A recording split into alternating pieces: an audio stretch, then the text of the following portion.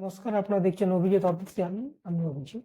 আপনারা নিশ্চয়ই জেনে থাকেন যে আমাদের রাজ্যের মুর্শিদাবাদ জেলার ভরতপুরের যিনি তৃণমূল কংগ্রেসের টিকিটে জয়লাভ করেছিলেন হুমায়ুন কবির বিধায়ক। তো উনাকে তৃণমূল কংগ্রেস তরফ থেকে সাসপেন্ড করা হয়েছে 4 ডিসেম্বর 2025-এ। তারপরে উনি বড় বড় কথা বলছেন বা বিভিন্ন ধরনের ভাষণ দিচ্ছেন। তারপর আপনারা নিশ্চয়ই দেখেছেন যে 6 তারিখ উনি বাবরি মসজিদের শিলান্যাস করেছেন, অনেক জমায়েত হয়েছিল। তারপর উনি মোটামুটি প্রত্যেক দিন বিভিন্নভাবে হুঙ্কার ছাড়ছেন। উনি বলছেন তৃণমূল কংগ্রেসকে এই রাজ্য থেকে ক্ষমতা থেকে সরিয়ে দেবেন, মুখ্যমন্ত্রীকে প্রাক্তন করে দেবেন, ইত্যাদি ইত্যাদি। এবং উনাকে যে সাসপেন্ড করা হয়েছে তার কারণও উনি অনেক দিন থেকে তৃণমূল কংগ্রেসে বিদ্রোহী ছিলেন। তো মনে করা হচ্ছিল হয়তো মীমাংসা হয়ে যাবে, কিন্তু শেষ পর্যন্ত হয়নি। দলটাকে সাসপেন্ড করে দিয়েছে। যদিও হুমায়ুন বাবু এর আগেও তৃণমূল কংগ্রেসে একবার ছিলেন, তখনও উনাকে বের করে দেওয়া হয়েছিল, আবার উনি জয়েন করেছিলেন, আবার বিজেপিতে চলে গেছিলেন। তাই এবার উনি ঘোষণা করেছেন যে 22শে ডিসেম্বর একটা নতুন দল গঠন করবেন। অনেক দিন থেকে উনি ঘোষণা করেছেন এবং প্রায় 135টা মতো আসনে উনি প্রতিদ্বন্দ্বিতা করবেন। তো অনেকে এটা বলা বলি করছেন যে মূলত উনি যদি ভোটে দাঁড়ান তাহলে হয়তো মুসলিম ভোট ভাগাভাগি হবে এবং তার ফায়দা বিজেপি পাবে। এবং অনেকে এটাও বলা বলি করছেন যে উনাকে হয়তো বিজেপি পেছন থেকে স্পন্সর করছেন, যাতে উনি এই ধরনের ভোটে লড়াই করেন বিভিন্ন আসনে এবং কিছু ভোট কেটে দিতে পারে, যাতে একচেটিয়া তৃণমূল কংগ্রেস যে সংখ্যালঘুদের ভোট পায় সেটা যদি ভাগাভাগি হয়ে যায় তাহলে বিজেপির ফায়দা হবে। যখন 2021 সালে নওশাদ সিদ্দিকী তৈরি হয়েছিল তার পার্টি, কিন্তু তিনি খুব একটা বেশি কিছু করতে পারেনি। ভাঙড়ের মতো জায়গায় উনি জয়লাভ করেছিলেন, কিন্তু সেটাও একটা বিতর্ক আছে যে ভাঙড়ে উনি জয়লাভ করেছিলেন তার কারণ হচ্ছে ওখানে তৃণমূল কংগ্রেসের প্রচুর গোষ্ঠী কোন্দল রয়েছে, সেই গোষ্ঠী কোন্দলের ফায়দা উনি নিয়েছিলেন। কিন্তু উনার সেইভাবে কিছু মুসলিম বা সংখ্যালঘু সমাজে তেমন কিছু ছাড়া উনি খেলতে পারেনি। যদিও উনার জনসভাতে কিন্তু ভালো ভিড় হয় বা এখনো হয়, আগেও হতো। এবং ব্যক্তিগতভাবে আমাকে যদি আপনি জিজ্ঞেস করেন তো আমি বলবো যে নওশাদ সিদ্দিকী হুমায়ুন কবিরের থেকে অনেকটা বেটার আমার লাগে, কারণ ওনার কথাবার্তা মার্জিত, ভদ্র, শিক্ষিত মানুষ। হুমায়ুন কবিরের সঙ্গে নওশাদ সিদ্দিকীর কোনো তুলনা করাটা আমার মনে হয় ঠিক না। তো নওশাদ সিদ্দিকীর মধ্যেও অনেক ক্যাপাবিলিটি আছে। তো এটাও অভিযোগ যে উনাকেও বিজেপি তৈরি করেছে, বিজেপি বিভিন্ন স্পন্সর করছে। এগুলো আমাদের কাছে কোনো প্রমাণ নেই, তো আমরা সেটা বলতে পারবো না। কিন্তু একটা জিনিস কিন্তু যদি দুটো নেতার মধ্যে কম্পেয়ার করি তো নওশাদ সিদ্দিকী কিন্তু অনেকটা এগিয়ে থাকছে। অনেকটা ভালো নৌকা সিদ্দিকী যদি ভালোভাবে দল চালায় বা সেইভাবে দলটাকে পরিচালনা করে ঠিক ভাবে, তাহলে কিন্তু আমার মনে হচ্ছে নওশাদ সিদ্দিকী কিন্তু অনেকটা এগিয়ে যেতে পারবে।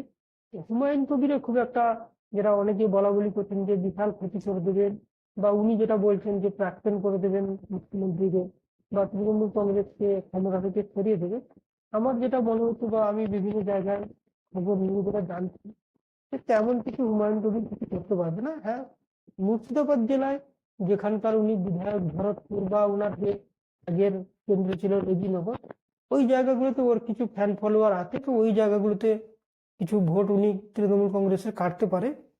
এবং আরো 2-4টা জায়গায়ও মুর্শিদাবাদে কয়েকটা মানে 2-4 কেন্দ্রে ওর কিছুটা প্রভাব রয়েছে, তো সেই হিসাবে হয়তো ভোট কেটে দিতে পারে। এবং তার ক্ষতি যে তৃণমূল কংগ্রেস পাবে, মানে তৃণমূল কংগ্রেসের যে ক্ষতি হবে এটা ঘটনা। কিন্তু একটা জিনিস আবার এটাও মাথায় রাখতে হবে যে এই মুর্শিদাবাদ এবং মালদায় কিন্তু তৃণমূল কংগ্রেস খুব একটা ভালো 2011 থেকে করছিল না। যদি 2021 সালে ওখানে 22টা আসনের মধ্যে 20টা আসন মুর্শিদাবাদ জেলায় তৃণমূল কংগ্রেস জয়লাভ করেছিল। এখন কিন্তু কিছুদিন যাবৎ মুর্শিদাবাদে কিন্তু তৃণমূলের ডামাডোল অবস্থা চলছে। যদি হুমায়ুন বাবু তৃণমূল কংগ্রেস থেকে না বেরোতেন বা নতুন দলও যদি না গঠন করেন, মানে করতেন, আমি যদি ধরে নিচ্ছি যে উনি হয়তো 22 তারিখে নতুন একটা দল গঠন করবে, আমি যদি ধরে নিলাম যে উনি না করতেন, তাও কিন্তু তৃণমূল কংগ্রেস এইবার কিন্তু 22টা আসন মুর্শিদাবাদ জেলায় ধরে রাখতে পারতো না। মালদায় তো পারবেই না, মালদায় এখনো তৃণমূলের সংগঠন সেভাবে না। তো মালদা আর মুর্শিদাবাদ এই দুটোর মধ্যে মুর্শিদাবাদের কিন্তু তৃণমূলে এমনিতেই ক্ষতি হতো। হয়তো 10টা খানিক সিট কমে যেত, সেখান থেকে আরো হয়তো একটা দুটো কমে যাবে। তো মারাত্মক কিছু ক্ষতি হবে বলে আমার মনে হচ্ছে না। মুর্শিদাবাদ জেলা তৃণমূলের এমনিতে হুমায়ুনবাবু থাকলেও ক্ষতি হতো, না থাকলেও ক্ষতি হতো, কারণ মুর্শিদাবাদ জেলায় কিন্তু তৃণমূলের সম্বন্ধে একটা বিরূপ প্রতিক্রিয়া মানুষের মধ্যে রয়েছে, মালদাতেও রয়েছে। এই দুটো জেলায় কিন্তু তৃণমূলের ফল খারাপ হবে। মালদায় গতবারও খারাপ হয়েছিল। তো সেই হিসাবে বলতে গেলে যে বিরাট ক্ষতি করে দেবেন বা হুমায়ুনবাবু যেটা বলছেন 135খানা সিটে উনি মানে প্রার্থী দেবেন, সেই হিসাবে উত্তর চব্বিশ পরগনা, দক্ষিণ চব্বিশ পরগনা বা মুর্শিদাবাদ, মুর্শিদাবাদ না, বীরভূম বা অন্যান্য জেলায় যদি উনি প্রার্থীও দেন, আমার মনে হচ্ছে না, হয়তো 100-200 ভোট পেতে পারেন, কিন্তু তাও আমার মনে হচ্ছে পাবেন কিনা সন্দেহ আছে।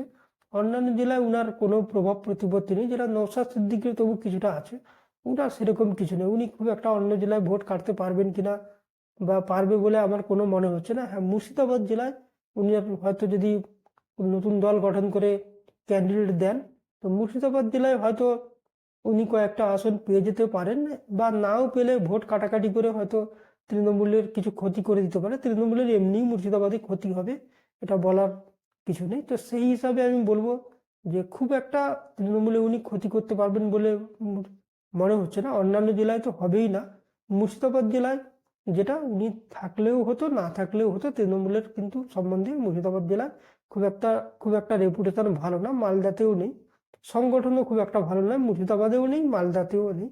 তবু মুর্শিদাবাদে কিছুটা হয়েছিল, মালদাতে তো নেই। তো সেই হিসাবে মালদা মুর্শিদাবাদে তৃণমূলের কিন্তু এমনি ফল খারাপ হবে, সেটা হুমায়ুন বাবু বেশি ক্ষতি করে দেবেন এটা মনে হচ্ছে না। দেখা যাক, সেটা তো বোঝা যাবে 2026 ইলেকশনের পরে, এখনো অনেক দিন বাকি রয়েছে। আজকে এই পর্যন্ত। আপনারা ভালো থাকবেন, সুস্থ থাকবেন, ধন্যবাদ।